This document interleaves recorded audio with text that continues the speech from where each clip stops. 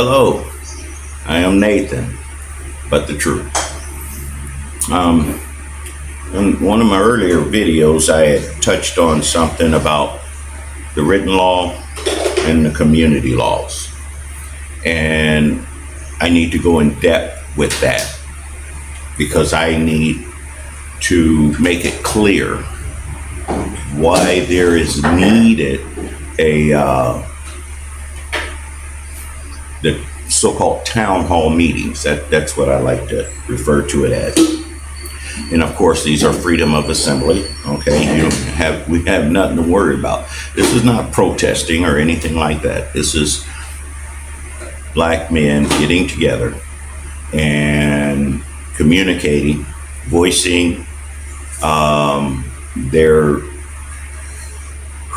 situation amongst each other, and working to come up with a solution. This is not where we go and just sit and complain and look stupid. No, that's been going on for hundreds of years in this country amongst us. And it's been encouraged by the government and powers that be. And the reason it's been encouraged because it brings about no solution when you go about things like that. It's what I often call asking the devil to play nice. You can't do that continually. I do believe that's the definition of insanity. And if you don't want to consider yourself insane, then you need to stop banging on the wall in the same place thinking you're going to knock that wall down. It's not happening. Give you some examples of what I'm talking about. A few years ago, I come across a young man. He had been incarcerated. And, I had come to know him before I knew he had been incarcerated. And I told him, I said, you just don't seem like the type of guy to be incarcerated. After being incarcerated, you don't seem like a lawbreaker or anything like that. He told me, he said, my crime was conspiracy, a part of a conspiracy chain to commit murder. And he said what happened, his cousin had brought him a gun and told him, put this away, lock it away in your little safe. He had a wall safe where he kept little important papers, money. He said, so he locked the gun away because his cousin told him to lock it away. He didn't want nobody having access to that gun. And with the trust of his cousin and all that, he did so. Later, it was discovered that the gun was in his safe, and they came to him and, with search warrants of his home and everything. And he opened his safe. They took possession of the gun. Later, he was charged with conspiracy to commit murder because the gun had a body on it. Okay. His cousin was not the one who shot and killed this person, but his cousin had the murder weapon and hid it away. Okay. And in that chain, hid it away through him. So both him and his cousin ended up having to go to prison for conspiracy to commit murder.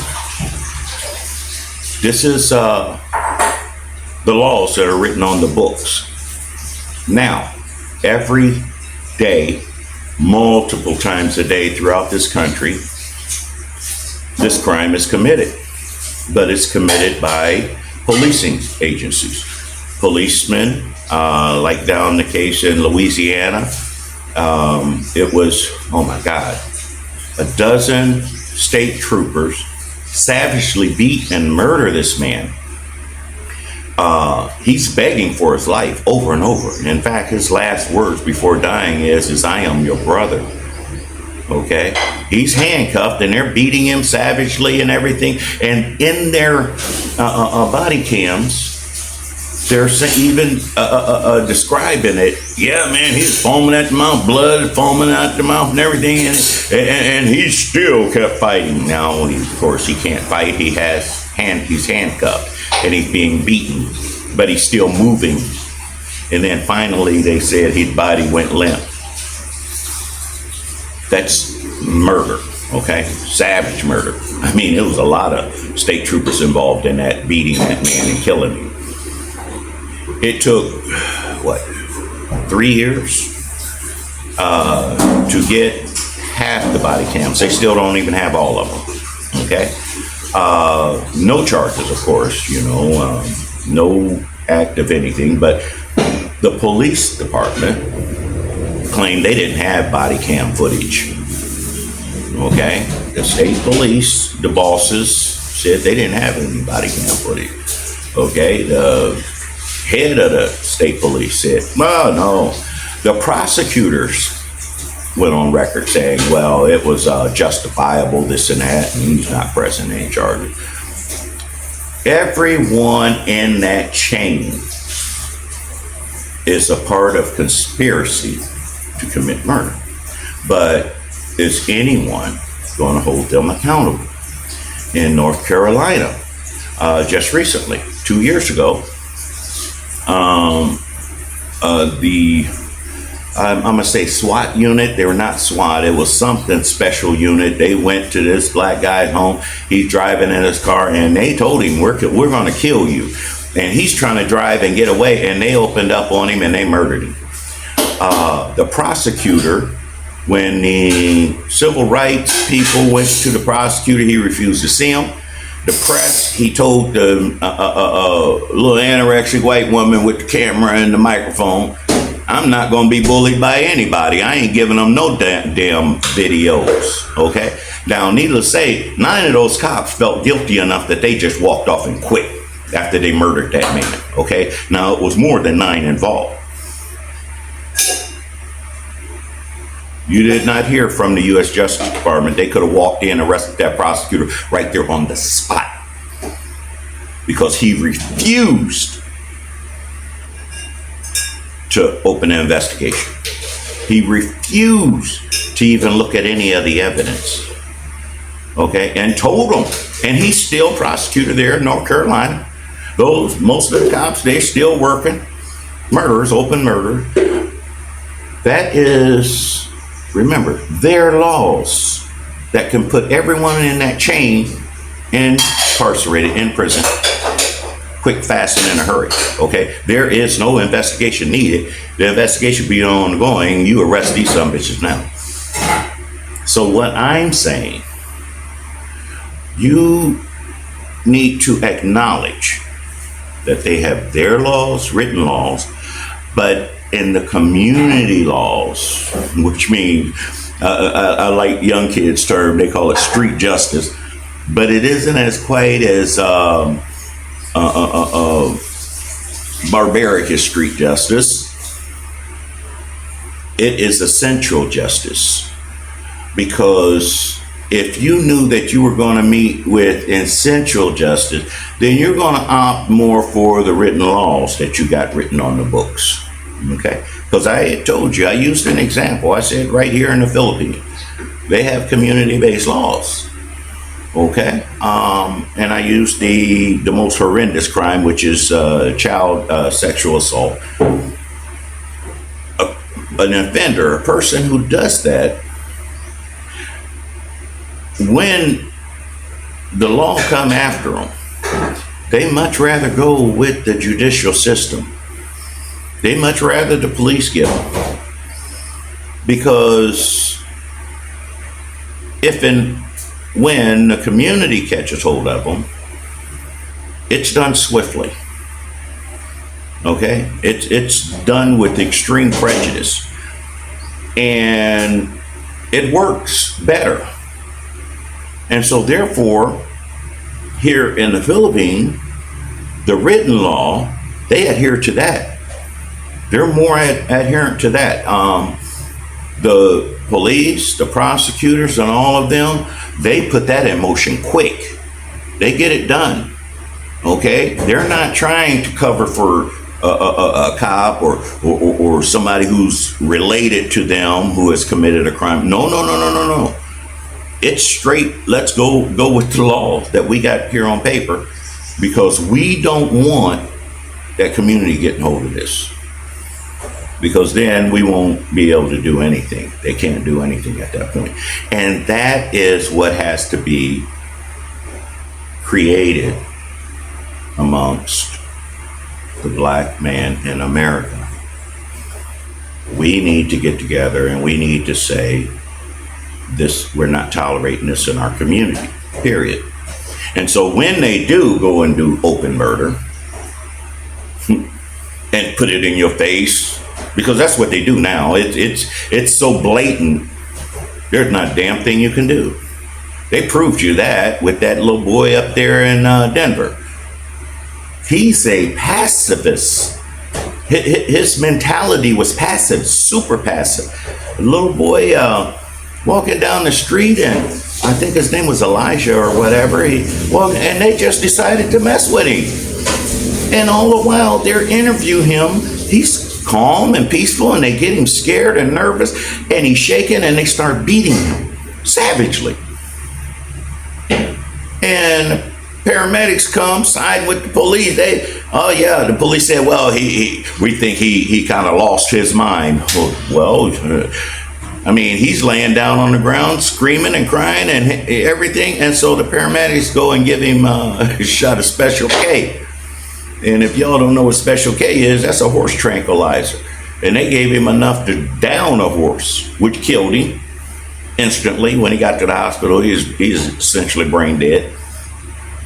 And the poor fella, all he did was walking down the street. He hadn't committed no crime, he hadn't raised any suspicion. It's just that they wanted to murder somebody that day, and they did. And they can do that with you and your child any goddamn day of the week. And y'all gonna run out in the street? Oh, that was so wrong. And that's all you'll do. And then 2 days later, you back kissing up with them some bitches. But if that were to happen, and then people start disappearing, then I bet you there would be some pushback. And that's what y'all afraid of, the pushback. But you don't stop. You keep going. And eventually, some bitch sitting up there in that ivory tower gonna say, you know what? We better cut this shit out. Put a stop to it. That's what has to happen. Don't ever be afraid of pushback. Pushback is what you want. And you tell them, say, I want pushback because I'm enjoying the hell out of this, fighting back for the first time in my goddamn life. And they'll adhere to that. See, the pushback is to rely on your internal fears that they've instilled. But then when they see that don't work, then it's time to open up and say, hey, listen, we got to put a stop to this. Because it's their laws. You're not doing anything wrong.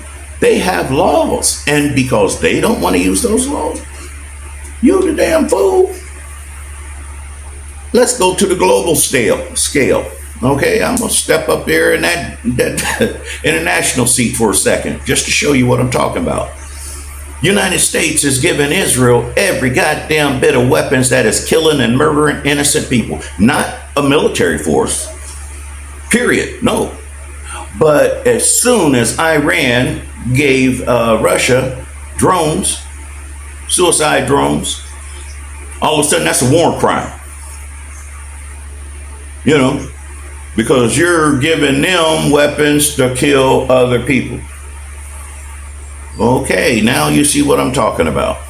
That's their laws. They got international laws against shit like that. And the United States is so knee-deep in assisting in a genocide, being the financier of a genocide. And nobody's allowed to even speak out against it. People are getting fired from their jobs. The White House, Biden had over 30 people leave his administration because of shit he doing with that. That is so blatant. They're not allowed to speak. U.S. Justice Department, how many of them walked off the job? Come check this shit out. You need to get it together. Say, hey, listen, this brother got something to say. I got something to say. You can't say anything. You guys got all these, used to call them welfare pimps because they come out whenever you use the word welfare, and start talking shit. Well, these are people who pimp snuff films, okay? Every time you turn around, they showing white aggression, cops abusing somebody, white people just attacking somebody, the Karen thing, and white neighbors harassing black neighbors and ultimately killing them. And they love showing you that shit on video. It's all on video, the murders. And they're getting hits and likes for it. That's the extent of it. And what I'm saying is that there are black men, black women who are seeing those, and they're trying to communicate with these people who are dumping this shit out on YouTubes. They're trying to say, hey, listen, we need to stop this. What can we do? Let's organize something. They're begging for it. And them some bitches ain't saying a damn word. But what do you think's going to happen? This is grassroots, what I'm doing here. What do you think's going to happen when I go from grassroots to actually getting this off the ground, getting brothers speaking, and it'll be done through social media, getting people to acknowledge and people standing up. What do you think's going to happen to them some bitches who've been peddling this shit and not doing a damn thing? Because they're not going to ever sit up and say, hey, you know what? That brother got an idea. Let's do that. Let's get on that bandwagon. No, because they work for massa. Okay? They're playing a game. They're getting hits and likes. They're making money. Okay? That one white guy named Shaun King, he's part of the Black Lives Matter movement.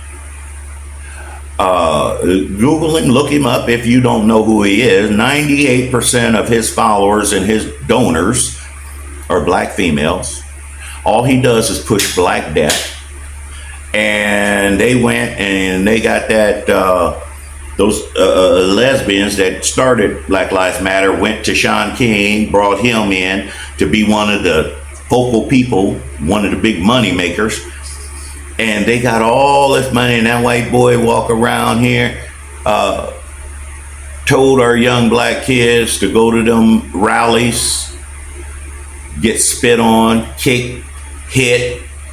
Trump sitting up calling them son of a bitches, get him out of here, and them young black kids. These are young black kids, college students, mind you, being humiliated, beaten.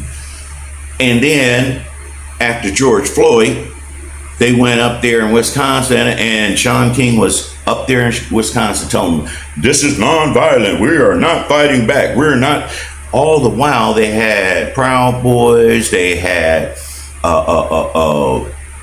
the Guardians, all these white racist groups attacking these young black kids walking down the street saying Black Lives Matter. And they was beating the crap out of them, and then the police come and start beating the crap out of the black kids too. Now, a motherfucker that'll send you out there with your hands up and telling you not to resist, this is non-violent, and then that son of a bitch, when he got a goddamn death threat from the police department in New York City, okay? They gave him an open death threat. I mean, open. There was no question about it. It was the police, their union chief, they're in New York, sat up there on TV, gave that motherfucker death threat. So, and you know what he did? He went and hired private security. I kid you not. That motherfucker went and got men with guns to watch over him while he slept at night. Him and his family. So everywhere he go, there's guns to protect him, but none to protect our children. And if you don't have a problem with that, some bitch, don't walk close to me, because I'll open your throat up. I swear to God, I would. You gonna tell my child to go out there and let somebody beat the fuck out of them and kill them and slaughter them and bleed them out? And then, but you got big guns to make sure nobody touch you.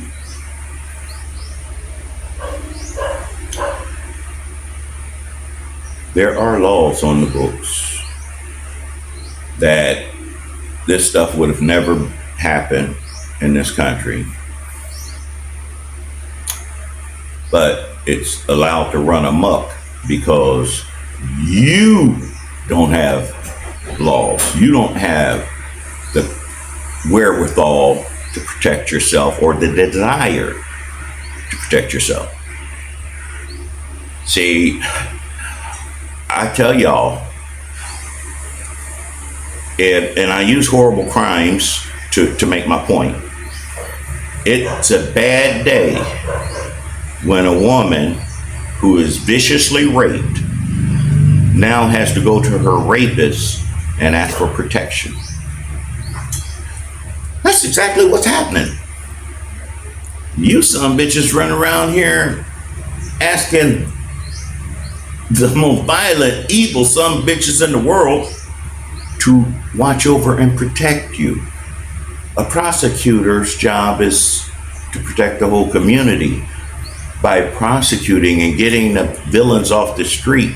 And you run into that son of a bitch, and every time he look at you and tell you, hey, listen, that young boy that walking down the street eating that ice cream cone, the police had every right to walk up to him and blow his brains out. I'm not going after that policeman.